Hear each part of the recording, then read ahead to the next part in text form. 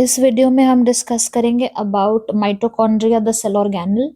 इसके पहले हम एंडोमेम्ब्रेन सिस्टम को डिस्कस कर चुके हैं और इस वीडियो में हम डिस्कस करेंगे अबाउट माइटोकॉन्ड्रिया। ठीक है, अब जो पहला पॉइंट है about mitochondria, that is mitochondria is power house of the cell. और ये तो हम सबको पता है कि माइटोकॉन्ड्रिया को power house of the cell बोला जाता है। अब power house of the cell क्यों बोल रहे हैं? इट इज बिकॉज कि माइटोकॉन्ड्रिया के अंदर क्या होता है, एटीपी का फॉर्मेशन होता है और एटीपी क्योंकि एनर्जी करेंसी होती है, इसलिए हम माइटोकॉन्ड्रिया को बोल देते हैं कि it is power house of the cell. Okay, then अगर हम पॉइंट्स देखेंगे which are mentioned in NCERT, तो पहला जो पॉइंट है about mitochondria, that is it is not easily seen if not stained. अगर हम उसको स्टेन नहीं करेंगे, माइटोकॉन्ड्रिया को स्टेनिंग प्रोसेस नहीं करेंगे, तो ये बहुत मुश्किल हो जाता है हमको देखना mitochondria under the microscope. Okay, so you have to stain it, not easily seen if not stained. अगर हम उसको स्टेन नहीं करेंगे तो मुश्किल हो जाएगा माइटोकॉन्ड्रिया को देखना। Then considerable variation in shape and size. जो माइटोकॉन्ड्रिया होता है, इसका शेप और साइज में वेरिएशन हमको दिखाई देता है।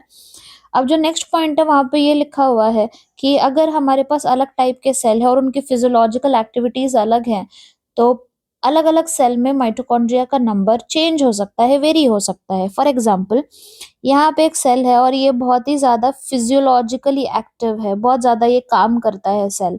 तो अगर ज्यादा काम करेगा तो ज्यादा एनर्जी चाहिए होगी और इसके अंदर ज्यादा माइटोकॉन्ड्रिया हमको मिलेंगे। ठीक है, दूसरा सेल है फॉर एग्जाम्पल, ये इतना फिजियोलॉजिकली एक्टिव नहीं, इतना काम नहीं करता, ये इसको एनर्जी की उतनी जरूरत नहीं है, तो इसके अंदर माइटोकॉन्ड्रिया का नंबर कम रहेगा। So what is written here, the point is number of mitochondria varies per cell. Per cell के हिसाब से हर सेल में देखें तो डिफरेंट टाइप का अगर सेल है तो उसमें माइटोकॉन्ड्रिया का नंबर चेंज हो जाएगा डिपेंडिंग अपॉन, ये किसके ऊपर डिपेंड करता है, उसकी एक्टिविटी, उसकी फंक्शन के ऊपर डिपेंड करता है, उसकी फिजियोलॉजिकल एक्टिविटी के ऊपर डिपेंड करता है। ठीक है, जो माइटोकॉन्ड्रिया का शेप होता है वो कैसा होता है, सॉसेज शेप या सिलिंड्रिकल होता है। इस तरीके का मेजरली जो हम माइटोकॉन्ड्रिया बनाते हैं वो इस तरीके का शेप हम बनाते हैं। ठीक है, अगर हम ये माइटोकॉन्ड्रिया को देखें तो इसका जो डायमीटर होता है दैट इज 0.2 to 1 माइक्रोमीटर और जो इसकी लेंथ होती है that is 1 to 4.1 micrometer. Then next point is कि माइटोकॉन्ड्रिया जो है वहां पे एरोबिक रेस्पिरेशन होता है और एरोबिक रेस्पिरेशन से हमको क्या मिलती है, एटीपी बनता है। एरोबिक रेस्पिरेशन से हम क्या बोल रहे थे, mitochondria is power house of the cell. तो माइटोकॉन्ड्रिया के अंदर कौन सा प्रोसेस हो रहा है, एरोबिक रेस्पिरेशन हो रहा है, जिसकी मदद से एटीपी का सिंथेसिस हो रहा है। और एटीपी क्या है हमारे सेल के लिए, एनर्जी है, राइट। ओके, ये माइटोकॉन्ड्रिया ना इसमें नहीं पाया जाता है, प्रोकैरियोटिक सेल में नहीं पाया जाता है। ठीक है, क्योंकि ऐसा बोला जाता है कि जो माइटोकॉन्ड्रिया है और जो बैक्टीरिया की साइज है वो ऑलमोस्ट सिमिलर ही होती है, ऐसा बोला जाता है। ठीक है, so mitochondria is the site for aerobic respiration. और एरोबिक रेस्पिरेशन का मतलब क्या होता है, respiration in presence of oxygen. Oxygen जब प्रेजेंट रहेगा तो सेल के अंदर एनर्जी बन रही है, that is called as aerobic respiration. और ये कहाँ पे हो रहा है, माइटोकॉन्ड्रिया के अंदर हो रहा है। देन माइटोकॉन्ड्रिया के अंदर क्या क्या पाया जाता है, एक सर्कुलर सिंगल सर्कुलर डीएनए होता है, कुछ आरएनए मॉलिक्यूल्स होते हैं, कुछ राइबोसोम होते हैं। देन ओके या दिस इज इम्पोर्टेंट, जो इसमें राइबोसोम होता है ना, ये 70s राइबोसोम होता है। और 70s राइबोसोम हमने और कहाँ पे देखा था, हमने देखा था बैक्टीरिया के अंदर, प्रोकैरियोटिक सेल के अंदर। ओके, तो मतलब ऐसा बोला जाता है कि there is similarity between mitochondria, chloroplast and the prokaryotic cell. और ये जो पॉइंट है ये एंडोसिम्बायोटिक थ्योरी सपोर्ट करती है। एनीवेज, और इसमें इसमें आरएनए प्रेजेंट है, राइबोसोम प्रेजेंट है, डीएनए प्रेजेंट है और इसमें प्रोटीन सिंथेसिस हो सकता है क्योंकि राइबोसोम प्रेजेंट है, right. Okay, so this is the structure of the chromosome, sorry not chromosome, mitochondria. तो माइटोकॉन्ड्रिया में सबसे पहले क्या है, ये डबल मेम्ब्रेन इसमें पाई जाती है। So first you have the outer membrane जो बाहर की मेम्ब्रेन है, and then you have the inner membrane, अंदर वाली मेम्ब्रेन है। ठीक है, जो इनर मेम्ब्रेन होती है इसका सरफेस एरिया ज्यादा होता है क्योंकि इसके अंदर ऐसे फोल्डिंग्स प्रेजेंट होती है। तो इनर मेम्ब्रेन का क्या है, surface area is more as compare to the outer membrane.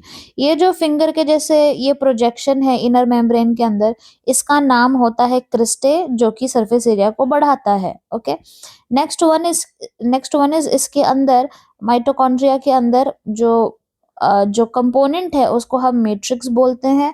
उसके अंदर सिंगल सर्कुलर डीएनए पाया जाता है। उसके अंदर राइबोसोम होते हैं, किस टाइप के होते हैं, 70s राइबोसोम होते हैं। उसके अंदर कुछ आरएनए मॉलिक्यूल्स होते हैं। क्योंकि उसके अंदर राइबोसोम है, उसके अंदर प्रोटीन सिंथेसिस भी हो सकता है। ठीक है, यहाँ पे क्लास 12th में ह्यूमन रिप्रोडक्शन में एग्जाम्पल है कि जो स्पर्म है, स्पर्म के इस एरिया में, इसके बॉडी में माइटोकॉन्ड्रिया प्रेजेंट होते हैं, क्योंकि स्पर्म को स्विम करके जाना होता है, जिसकी वजह से उसको एनर्जी की रिक्वायरमेंट होती है, और उसकी जो बॉडी है उसमें माइटोकॉन्ड्रिया पाए जाते हैं। अगर माइटोकॉन्ड्रिया को, जैसे कि एक सेल है, इस सेल के अंदर माइटोकॉन्ड्रिया है, तो माइटोकॉन्ड्रिया क्या कर सकता है, माइटोकॉन्ड्रिया डिवाइड होके ज्यादा माइटोकॉन्ड्रिया का नंबर वो बढ़ा सकता है। ठीक है, तो ये जो डिवीजन होता है, ये किस तरीके का डिवीजन होता है, तो division is by the process of fission. Fission, binary fission हमने पढ़ा है, या आपको पता होगा बैक्टीरिया के अंदर बाइनरी फिशन होता है। तो जैसे कि मैंने बोला ना कि सिमिलैरिटीज होती है between mitochondria, chloroplast and the prokaryotic cell. Okay, तो जैसे बैक्टीरिया भी कैसे डिवाइड करता है, बाय बाइनरी फिशन डिवाइड करता है, वैसे माइटोकॉन्ड्रिया भी फिशन से डिवाइड करता है, और हमको यहाँ पे माइटोकॉन्ड्रिया का नंबर इंक्रीज हो जाता है। ठीक है, नेक्स्ट वन इज, जैसे मैंने पहले ही बता दिया कि इनर एंड आउटर मेम्ब्रेन होती है, और इनर और आउटर मेम्ब्रेन दोनों में क्या है, they have own specific enzymes. Inner membrane के अंदर एंजाइम्स अलग है, आउटर मेम्ब्रेन के अंदर एंजाइम्स अलग है, और दोनों मेम्ब्रेन का फंक्शन अलग होता है, तो एंजाइम भी अलग होते हैं। So it is associated with the mitochondrial function. Membrane is the membrane divides the lumen into two aqueous compartment, outer and the inner compartment। इसका मतलब क्या है, जैसे कि आ, आम, कैसे हम इसको देखेंगे कि जो आउटर एंड इनर मेम्ब्रेन होती है, जो मेम्ब्रेन होती है माइटोकॉन्ड्रिया के अंदर, ये दो एक्वस कंपार्टमेंट बनाती है, एक बाहर का कंपार्टमेंट और एक अंदर का कंपार्टमेंट। जो बाहर का कंपार्टमेंट होता है, that forms continuous limiting boundary of the organelle. Outer forms the continuous limiting boundary and inner has dense homogeneous substance called as the matrix। जैसे कि आउटर लेयर है, आउटर लेयर क्या कर रहा है, इसका ये बाउंड्री बना रहा है ना। आउटर लेयर क्या करेगा, माइटोकॉन्ड्रिया की बाउंड्री बनाएगा कि हाँ यहाँ तक माइटोकॉन्ड्रिया है। और जो इनर मेम्ब्रेन है, ये क्या करेगा, इनर मेम्ब्रेन के अंदर उसने एक सब्सटेंस को एनक्लोज किया है, और उसका नाम क्या होता है, मैट्रिक्स होता है। तो दो कंपार्टमेंट यहाँ पे प्रेजेंट हो जाते हैं। तो एनसीईआरटी में जो डायग्राम गिवन है उसको हम देख लेते हैं।